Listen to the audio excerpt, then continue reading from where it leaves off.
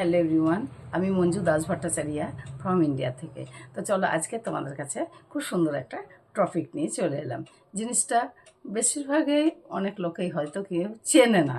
তো চলো এর কি কি উপকার আর কি কি বেনিফিট তোমরা পাবে চলো দেখি, একটু দেখিয়ে দিই। এটা কি বলো তো বন্ধুরা, এটা হচ্ছে মাখানা। মাখানা অনেকেই বোঝো না। এটা হচ্ছে পদ্ম ফুলের বিছন।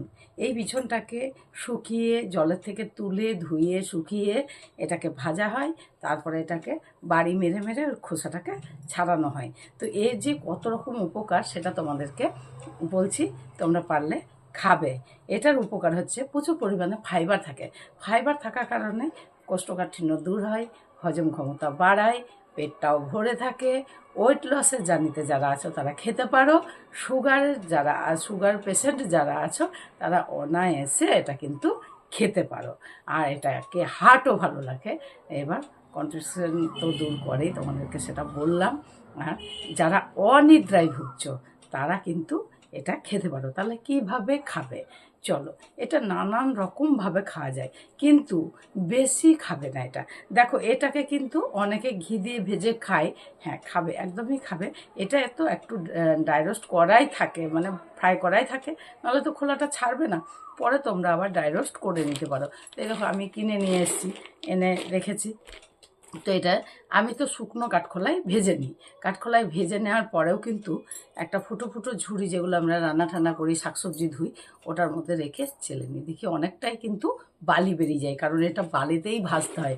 বালিতে না ভাজলে পরে মুড়ি যেমন আমরা ভাজি সেই রকমভাবে ভাজতে হয়। তা চলো এটাকে গুঁড়ো করে তোমরা মুংফলি যেমন বাদাম দিয়ে একটা মানে মিক্সড বানিয়ে রেখে দিতে পারো। বাদামকে গুঁড়ো করলে একসঙ্গে দিয়ে মিক্সিতে ঘুরিয়ে রাখতে পারো। দুধের সঙ্গে 1 চামচ 2 চামচ করে দিয়ে খাও। সবথেকে বড় কথা, পুরুষদের যৌন ক্ষমতা বাড়াতে কিন্তু এই মাখানা সহায়তা করে ভীষণ। ব্রেন মস্তিষ্ক কিন্তু ভালো রাখতে, স্মৃতিশক্তি ভালো রাখতেও কিন্তু এই মাখানা জুড়ি মেলা ভার। তাহলে এই মাখানার কত উপকার জানো বন্ধুরা। তাহলে আরও কি, গাঁটের ব্যথা দূর করে, এবং যে কার্টিলেজটা তৈরি হয় না সেই কার্টিলেজ তৈরি করে। প্রচুর পরিমাণে পুষ্টি আছে, ঠিক আছে। তাহলে ভিটামিন এ আছে, ভিটামিন বি আছে, প্রচুর পরিমাণে পুষ্টি আছে। মানে রোগ প্রতিরোধ ক্ষমতা শরীরে বাড়ায়, ক্যান্সারের ঝুঁকি কমায়। এত বেনিফিট পাওয়ার সাথে মাখানার দামটা হয়তো একটু বেশি, কিন্তু এটা জানো, আমি সেদিনকে ডাল মাখানা বানিয়েছিলাম। তোমরা ডাল মাখানা বানিয়ে খেয়েও দেখবে, অপূর্ব লাগে কিন্তু।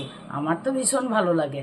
আর এটা স্ন্যাক্স বিকেলে তোমরা এমনি হাফ ফ্রাই করে তার মধ্যে অল্প একটু, দেখো ঘি তো চর্বি জাতীয় জিনিস, তো অল্প একটু ঘিয়ের মুখ করে হাত দিয়ে মেখে একটা কৌটোর মধ্যে ভরে রেখো। মানে প্রথমে ভেজে নিলা, তারপরে ওটাকে মানে কি বালি টালি ঝরিয়ে অল্প একটু ঘি হাত দিয়ে বা ঘিটা একটু গরম করলে তার মধ্যে আবার মাখানাটা দিয়ে একটু ফ্রাই করে ভরে রাখতে পারো। তাহলে বিকেলে স্ন্যাক্সের সঙ্গে খেতে পারো। ওজন সত্যি ওয়েট লসে খুব কার্যকরী।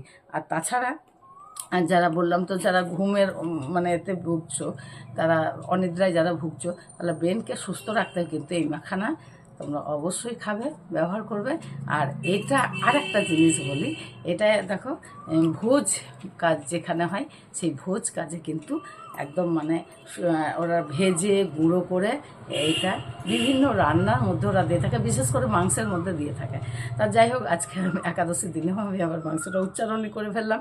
তো রাধে রাধে, ভুল ত্রুটি হয়ে থাকলে ক্ষমা করো। আর এই মাখানা কিন্তু তোমরা সার্চ করে পেয়েও যাবে।